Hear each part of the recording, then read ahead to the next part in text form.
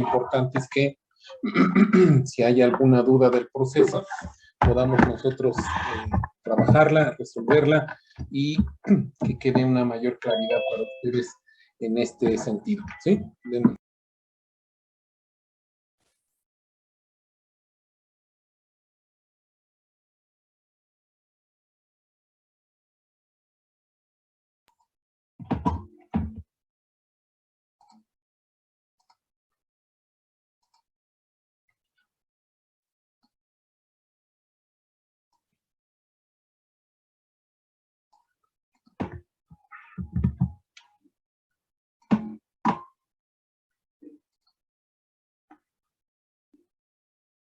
Muy bien, dice,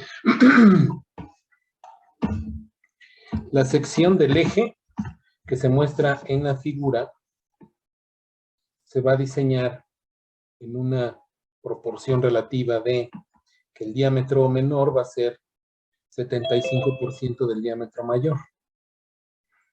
Y el diámetro del redondeo en la ranura va a ser de un 20avo del diámetro más grande. Con el diámetro D pensado en aquellos tamaños estándar del rolado, ¿sí? O barrenos que se obtienen por medio del rolado. Entonces, ahí ese tamaño tiene que ser, el diámetro D tiene que ser estándar, digamos. El eje se va a hacer de un acero 2340 tratado para obtener las resistencias en el área del hombro de 175 como resistencia última y 160 como esfuerzo de fluencia con una dureza Brinell mayor a 370. En el hombro del eje estará sujeto a una flexión reversible completa de 600 libras por pulgada, acompañada de una torsión estacionaria de 400 libras fuerza por pulgada. Utilice un factor de diseño de 2.5 y determine el diámetro del eje para una vida infinita utilizando el criterio de Goodman, ¿sí? Entonces, lo primero que tenemos que hacer es tener en cuenta o tener como referencia el criterio de Goodman. Ya lo tenemos justamente, vamos a ver.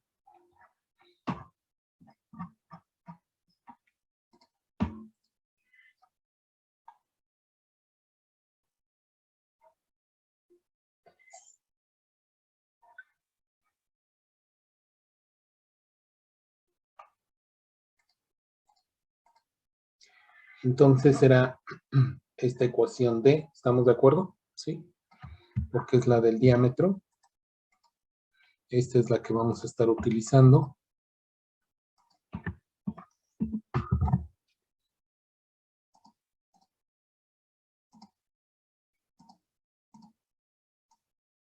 Entonces vamos a tener en cuenta esta ecuación B y estos valores de A y de B, por supuesto, también.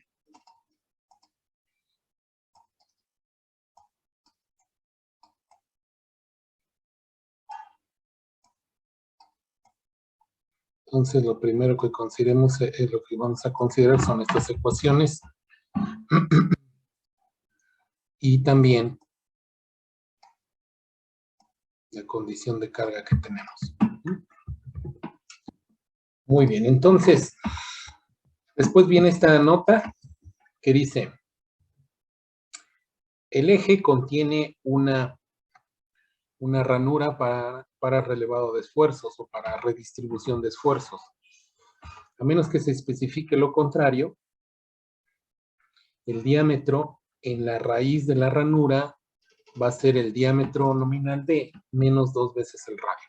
Es decir, lo que quiere aquí decir es que tenemos un semicírculo completo en la ranura, ¿sí? Dice entonces la sección de diámetro D, desmaquinada por supuesto, la raíz también es una superficie maquinada, ¿sí? Toda esta es una superficie maquinada la que tenemos. Bueno, el diámetro D es rectificado más bien, ¿no? y la ranura es maquinada.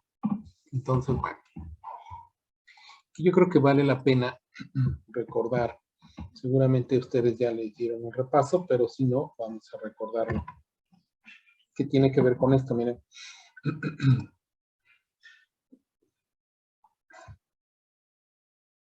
Aquí está. Hay diferentes mecanismos para redistribuir, ayudar que la concentración de esfuerzo sea un poco menor.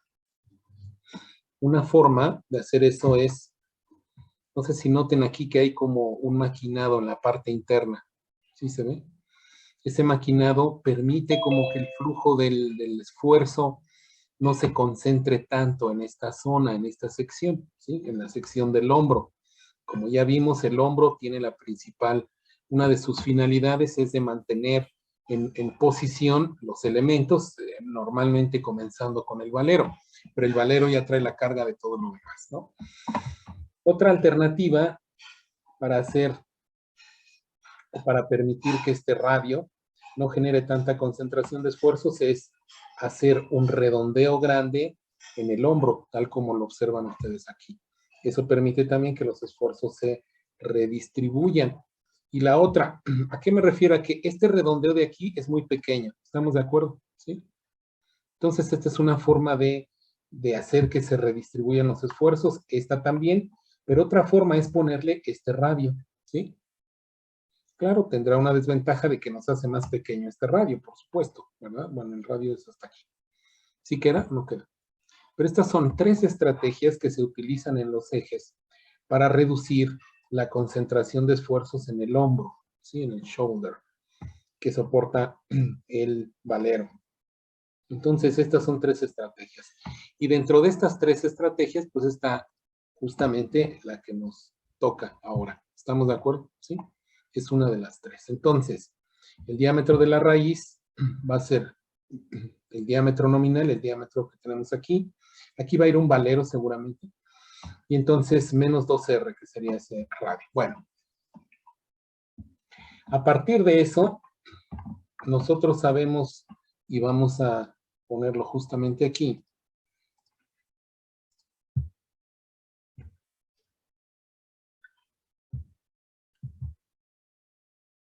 Aquí está, esta es las otras relaciones que nos hacen falta, nada más para completar las ecuaciones aquí en el pizarrón. Las vamos a poner aquí en el pizarrón. Si no las han puesto ustedes, pónganlas por favor, porque esto es lo que... de bits. Ahí está. ¿Cómo vamos a calcular cada uno de los valores de esfuerzo?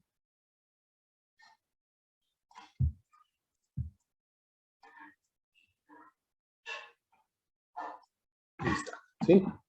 Entonces, de esa manera vamos a calcular los esfuerzos alternantes medios de flexión y de torsión.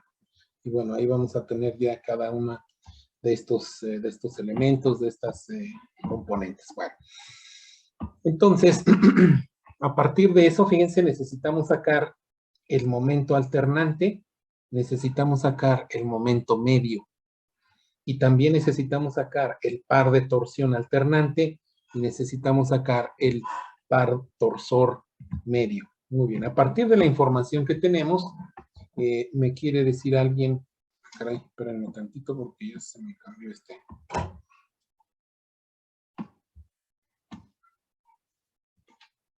Sí, un segundo. Sí, ¿a qué hora se cambió esto? Aquí.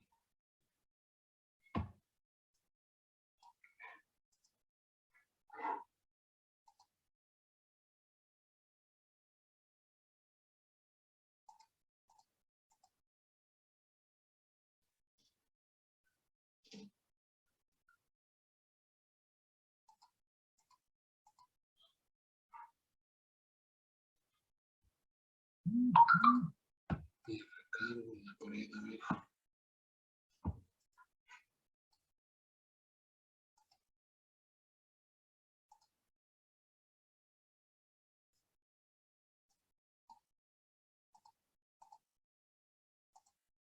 Ahora sí ya. Parece que ya quedó, ya estoy. Ya estamos de regreso. Muy bien, entonces, ¿me quieren decir, por favor, cuánto vale el momento flector alternante? ¿Cuál es el valor de ese momento flector?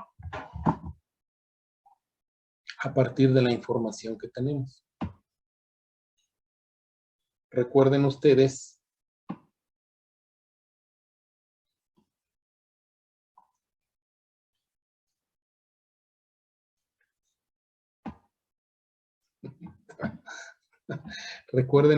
que bien, las características de la carga que tenemos. ¿Cuánto vale el momento flector alternante? Recuerden que para cualquier función nosotros tenemos o variación, ya sea de esfuerzo o de momento. Sabemos que este sería el medio y este es el alternante, ¿sí? ¿De acuerdo?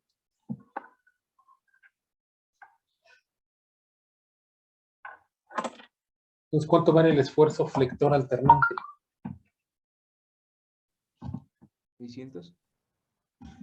¿Estamos de acuerdo con su compañero? ¿Todos? ¿Sí? 600 libras pulgada. Bien. ¿Cuánto vale el momento flector medio, que es también el que vamos a necesitar? ¿Cuánto vale el momento flector medio?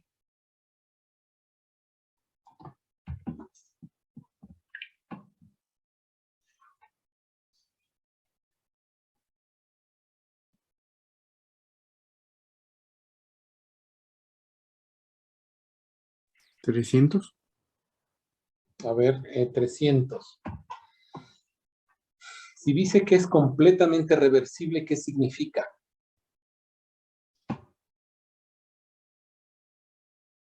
Es algo que estaría haciendo una inversión completa, ¿no? ¿Ok? Y luego, Luis.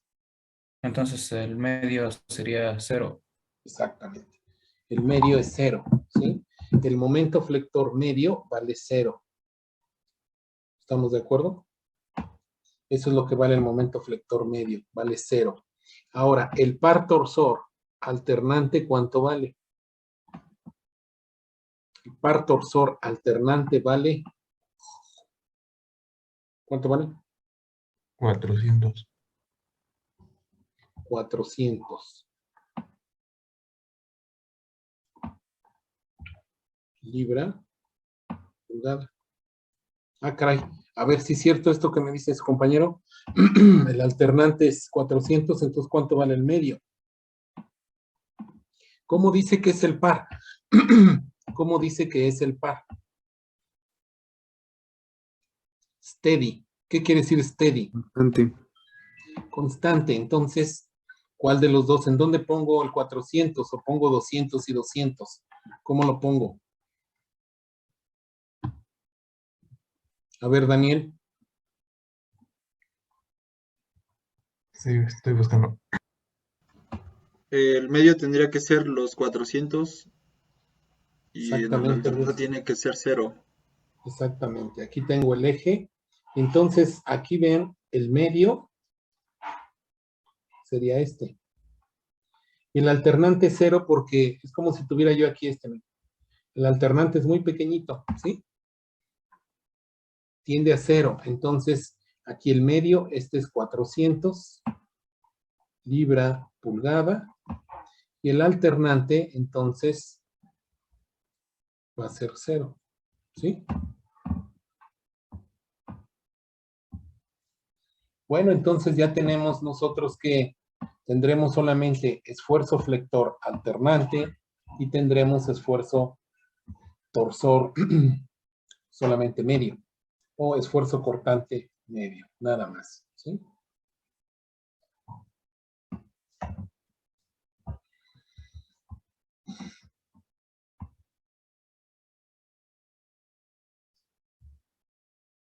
¿Hasta ahí vamos bien? Perfecto. Entonces eso significa que la variable A va a ser igual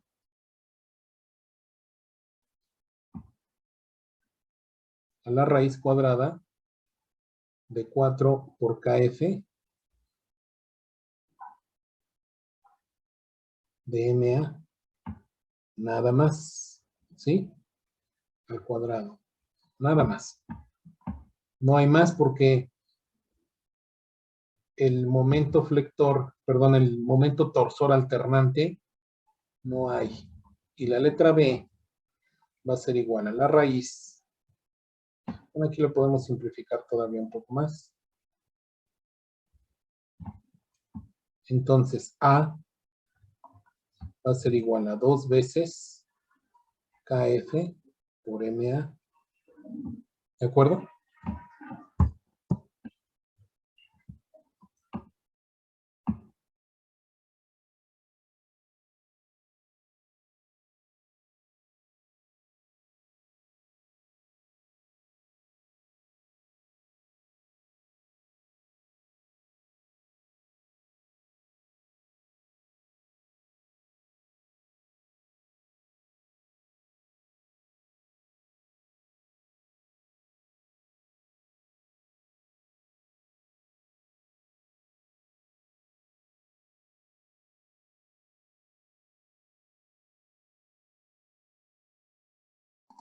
De esta forma quedaría la relación de A y de B, ¿sí?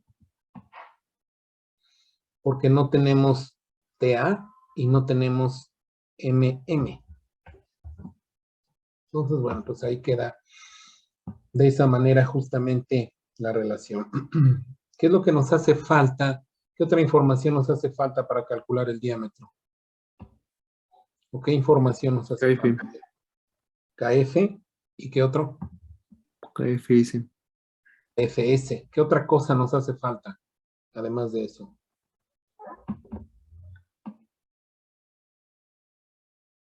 SE. SE también. Entonces, ya tenemos, por otro lado, déjenme borrar esto. Nada más era una referencia.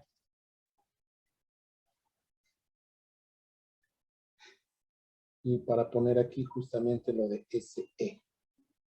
Entonces, ya sabemos que aquí nos hace falta conocer el valor de MA. Lo vamos a señalar aquí. Nos hace falta, perdón. Nos hace falta KF. S nos hace falta. Y aquí nos hace falta KFS. Por eso estamos parando ahorita. Bien. Ahora, ya sabemos que SUT vale 175 KSI y SY vale 160 KSI. En consecuencia, SE', ¿cuánto vale?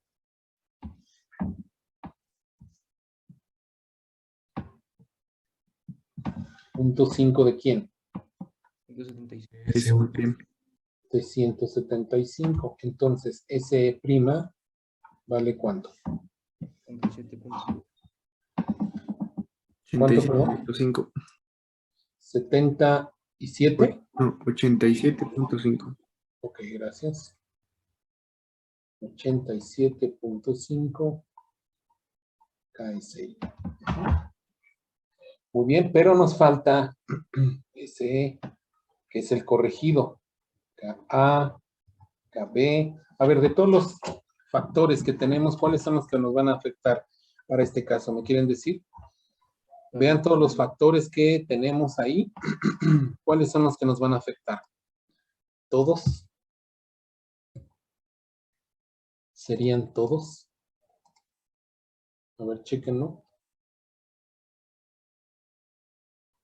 El KC es de las cargas, pero cuando es húmedo, Ok, muy bien. El factor de superficie nos va a afectar. Sí, nos va a afectar. Sí. El factor de carga nos va a afectar. Perdón, el factor de tamaño, disculpen. Factor de tamaño, sí, sí nos va a afectar. ¿Qué otro factor? El de carga. ¿Qué hay con el de carga?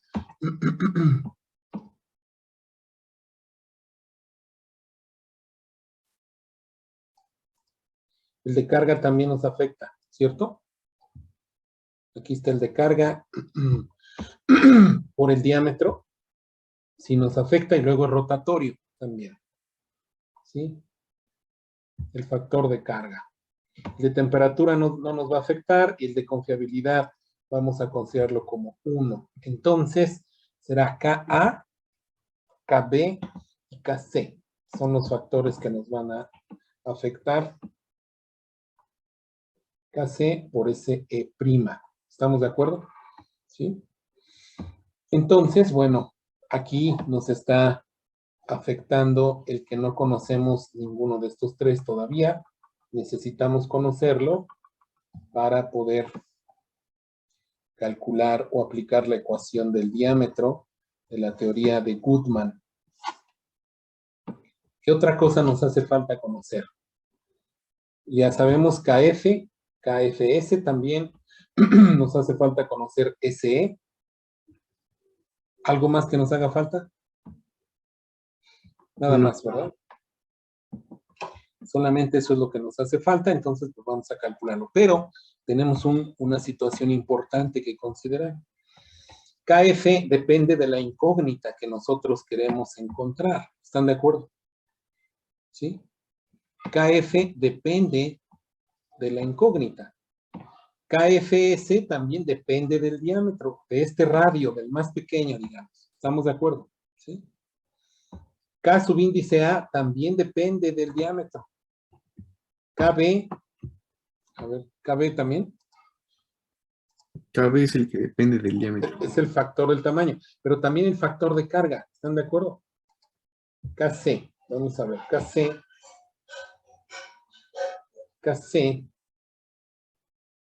¿Dónde está? Aquí está el factor de carga, perdón. Factor de carga es flexión, entonces no va a afectar. ¿Estamos de acuerdo? ¿Sí? El único que va a afectar es el factor de tamaño, como menciona su compañero. Entonces, KC, aquí le vamos a quitar esta consideración. Y nada más es K y KB. Profe, K nada más es el esfuerzo último, ¿no? Cierto, fíjense, tiene razón su compañero. Profe, Entonces vamos a considerar eso. pero Y ¿no entonces, también está torsión? solamente, si tienes razón. Vamos a ver, un segundito aquí. KA no sería la incógnita, ¿están de acuerdo? Porque esta sí la conocemos a partir de CUT, ¿sí? Tal como menciona su compañero. KB, entonces, que es el factor de tamaño, ese sí, por supuesto, y vamos a revisar lo que comenta su compañero. Muy bien. KC va a tener dos valores, ¿están de acuerdo? Uno para bending y otro para torsión, ¿sí? ¿Estamos? Entonces eso debemos de tomar en cuenta también. Tenemos dos cargas. Recuerden que aquí estamos analizando una combinación de cargas. Entonces, en ese caso en particular, lo que nosotros vamos a considerar es que lo de fatiga principalmente está influyendo en la flexión porque es el alternante. El de torsión no está alternando, está de manera continua. Entonces podemos considerar a partir de la manera en cómo está aplicada la carga, que el que domina sería este factor. ¿Estamos? ¿Sí? Insisto, porque para fatiga, en este ejemplo, lo que domina es flexión. ¿Sí? No es torsión, sino es flexión. ¿Estamos de acuerdo? ¿Sí? Bien. Entonces, vamos a considerar esa parte. Y bueno, serían estos dos valores, Ka y Kb. Entonces, de estos dos, el que depende del tamaño es el factor de tamaño, justamente. ¿Qué sería este? Este no lo conocemos y ese KB depende también del diámetro, ¿sí? Entonces resulta que tenemos tres variables que dependen del diámetro de por sí. Entonces, ¿qué necesitamos hacer? ¿Qué podemos hacer? Lo que necesitamos hacer es dar una aproximación, ¿estamos de acuerdo? En este tipo de problemas, lo que necesitamos hacer es dar una primera aproximación. Una vez que damos esa primera aproximación, vamos a obtener un resultado. Ese resultado, bueno, pues lo volvemos, vamos a repetir el proceso nuevamente para que nos dé un nuevo resultado. ¿Estamos de acuerdo? ¿Sí? Entonces, eso es lo que vamos a tener que trabajar y vamos a tener que realizar en este caso. Muy bien. Entonces, partiendo de eso, vamos a hacerlo. Bien. Entonces, KA, me dicen ustedes KA. Vamos a calcular el factor de superficie. ¿Cómo quedaría? 2. Vamos a considerar en este caso el maquinado. ¿Están de acuerdo? En el diámetro más pequeño, pues va a ser maquinado, ¿sí? Entonces sería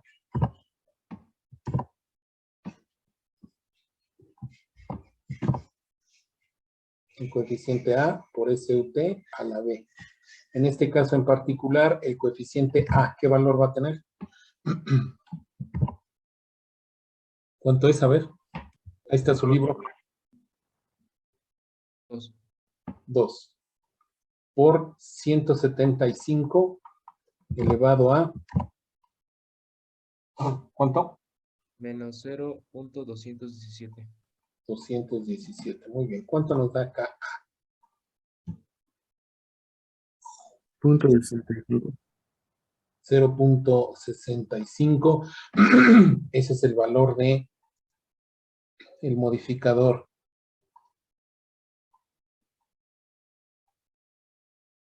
Por superficie. 65% de SE es lo que vamos a considerar. Muy bien. Ahora, antes de pasar con KB, vamos a analizar las gráficas de concentración de esfuerzo.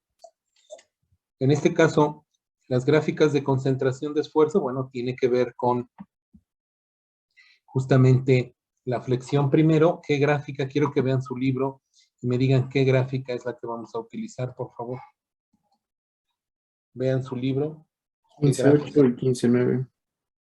15.8, 15.9. Vamos a revisar.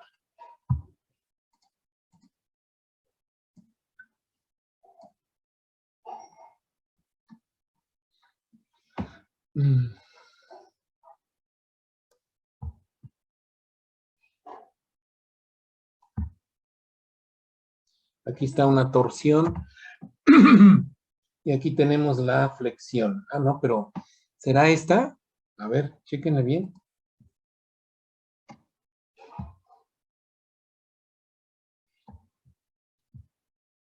Porque también tenemos la 14 No, sería la y la A15, 15. 14 ¿Están de y la acuerdo? 15.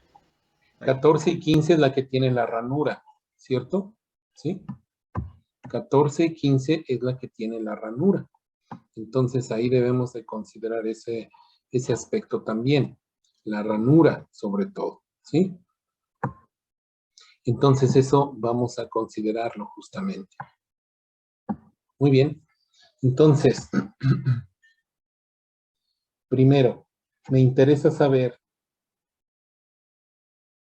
si queda claro la diferencia entre la 8 y la 15. ¿Sí queda clara la diferencia? Y por supuesto, a la luz del problema que tenemos, vean, tenemos una ranura. No es un redondeo como en este caso. Aquí sí sería la 8. ¿Estamos de acuerdo? ¿Sí? Pero acá, vean, tenemos la ranura. La ranura domina la distribución de esfuerzos. ¿Sí? ¿Estamos de acuerdo? La ranura domina la distribución de esfuerzos. Entonces vamos a considerar eso justamente. Déjenme copiar aquí en la información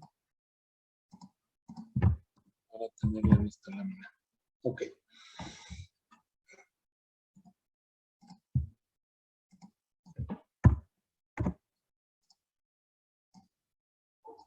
Dijimos entonces que la que se adapta más a este análisis es la 14 y la 15.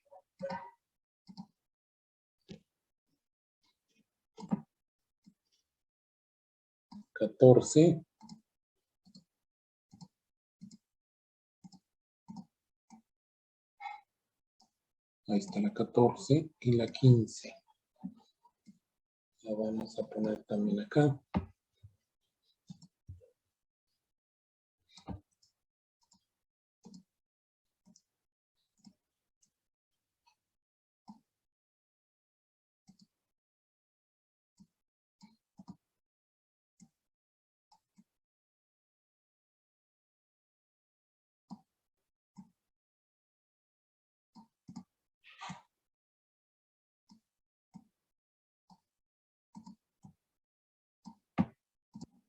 Muy bien, pues ahí está, ya tenemos aquí la gráfica 14 y la gráfica 15. Tenemos ahí los esfuerzos nominales y cómo vale, cuánto vale cada uno de ellos. Noten ustedes que para esta gráfica necesitamos el diámetro más pequeño, ¿sí? Ese es el diámetro que necesitamos, el más pequeño, entonces vamos a considerar aquí justamente los valores de D. Aquí, ¿cuánto vale el diámetro más pequeño? Para nuestro caso, el diámetro más pequeño, bueno, ya sabemos que D es igual a 0.75, es decir, 3/4 de D mayúscula. ¿Estamos de acuerdo? Esa es la primera consideración. Y después tenemos que el radio es igual a 1/20 de D. ¿Sí? Así es como lo tenemos. Entonces, el diámetro, ya también sabemos que el diámetro de la ranura, bueno, más bien el diámetro de la ranura es este, miren. Eso hay que tenerlo aquí, este. Ese es de R. ¿Estamos de acuerdo? ¿Sí? Ese que está ahí es de R. Bueno, entonces DR va a ser igual al diámetro menos 2 veces R.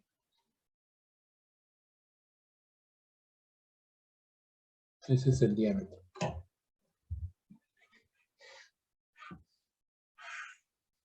Muy bien.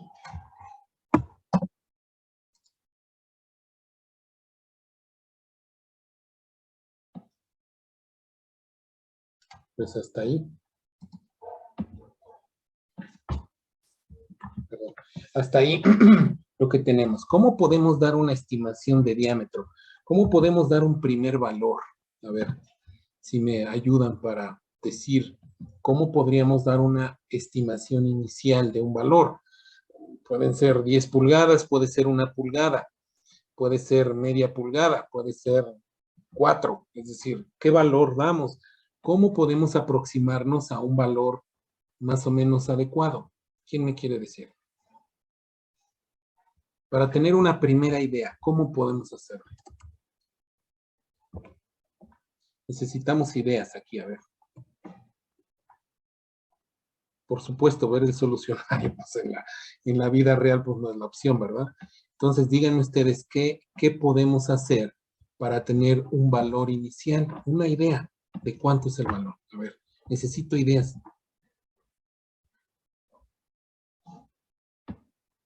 Saúl.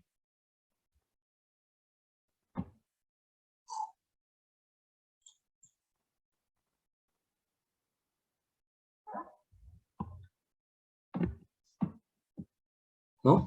Saúl. A ver, ¿alguna idea? ¿Qué podemos hacer? A ver, ¿qué nos evita usar la ecuación del diámetro ya? De acuerdo a Goodman. ¿Qué nos evita? ¿Qué nos impide usarla?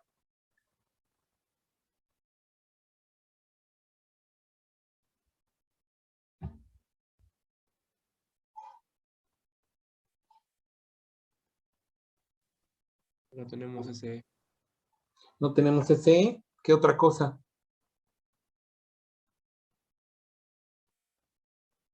Los concentradores. No tenemos los concentradores. ¿Estamos de acuerdo? ¿Sí?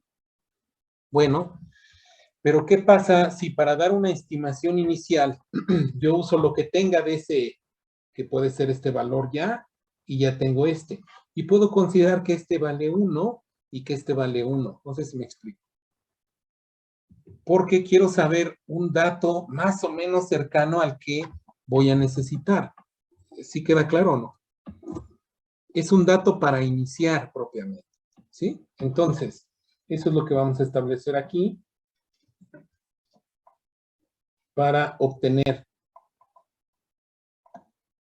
un valor inicial de R, que es el más pequeño y que es el que va a dominar aquí el asunto, ¿sí? Consideramos KF igual a KFS igual a 1 y además SE' igual a KA por SE. ¿Estamos de acuerdo? Nada más, ¿sí? Vamos a considerar el de tamaño que sea 1 para tener un valor inicial nada más. Entonces, a partir de eso, D es igual a 16. ¿Por qué factor? 2.5 entre pi por A, que vale 2 por MA. ¿Cuánto vale MA? 600. No nos escucho. 600.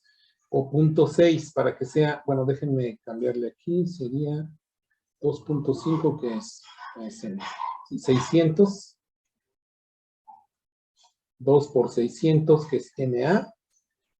Y sobre SE. ¿Cuánto vale SE? 0.65 de 70 y ¿qué? De 87.5. Ahí está. Más B. ¿Qué cosa es B? Es raíz de 3 por TM, que son 400. Entre, ¿qué cosa? SUT, que es 175. Todo esto a la 1/3. ¿Cuánto vale el diámetro? Es un valor muy inicial, con el que vamos a comenzar a trabajar. Ese nos va a dar una idea.